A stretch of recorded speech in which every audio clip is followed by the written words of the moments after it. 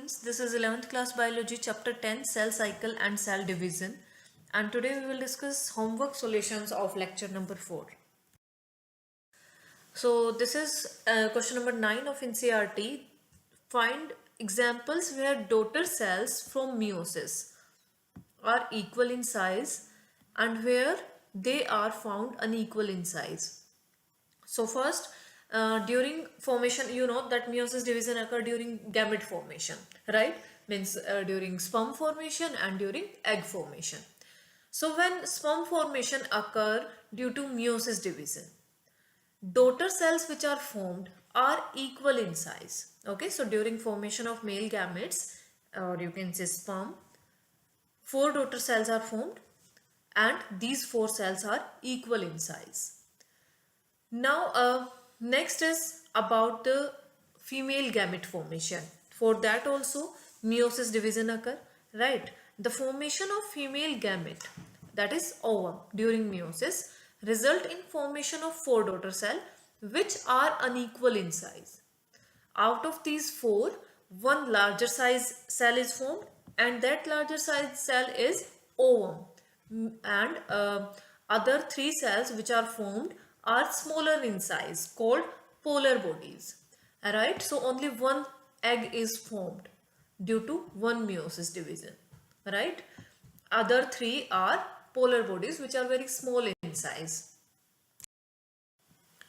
This is answer of question number 10 of NCERT. Here you need to differentiate anaphase of mitosis and anaphase 1 of meiosis. So first difference is during anaphase of mitosis, splitting of centromere occurs. Okay, centromere split. But during anaphase 1 of meiosis, centromere does not split. Second difference is during anaphase of mitosis, chromatids separate. Sister chromatids get separate in anaphase of mitosis, as you can see here in the diagram. These sister chromatids have been separated and have gone towards opposite poles. And during anaphase 1 of meiosis, homologous chromosomes separate. Sister chromatids remain attached together. Okay, there is chromatid separation, but in anaphase 1 of meiosis, sister chromatids remains attached with each other, as you can see here in the diagram. These two sister chromatids are present with both these chromosomes, but here you can see one sister chromatids are present here. Okay, so separation of homologous chromosomes occur here in anaphase 1 of meiosis. Next is answer of question number 11 of NCERT, and here in this question you need to differentiate mitosis from meiosis. So mitosis occurs in our somatic cells and meiosis occurs in germ cells. Number of chromosome remains same as that of the parent cell in case of mitosis, but in case of meiosis, chromosome number becomes half. In mitosis, 2 daughter cells are formed from one parent cell, while in meiosis, 4 daughter cells are formed. Mitosis, chromosomes replicate before each mitotic division because interphase is there during mitotic division, right? But chromosomes does not replicate before each meiosis division because you know that interkinesis is there between meiosis 1 and meiosis 2, right? And we have discussed that during interkinesis there is no replication of DNA.